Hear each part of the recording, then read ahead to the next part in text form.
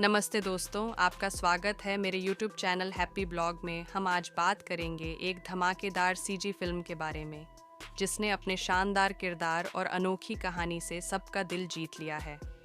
हाँ, मैं बात कर रहा हूँ ले शुरू हो गए मैया की कहानी। हाँ, जिसमें अमलेश नागेश और एल्सा घोष की जोड़ी ने फिल्म थिएटर ताबड़तोड़ कमाई की थी और एक ब्लॉकबस्टर फिल्म रही थी। ये फिल्म क्या हमको YouTube पर देखने को मिलेगी? अभी अभी अपने इंस्टाग्राम पर सतीश जैन के इंस्टाग्राम प्रोफाइल पर आपने ले शुरू हो गए मैया के कहानी का पोस्टर देखा होगा, जिसमें 6 फरवरी से बताया जा रहे हैं क्या किया फिल्म YouTube पर आने वाली है।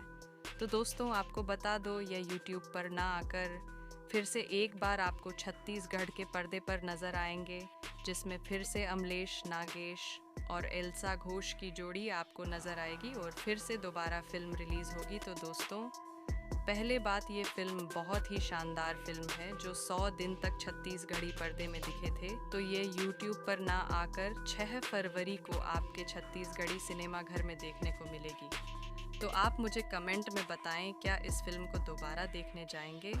मिलते हैं अगली वीडियो में। धन्यवाद।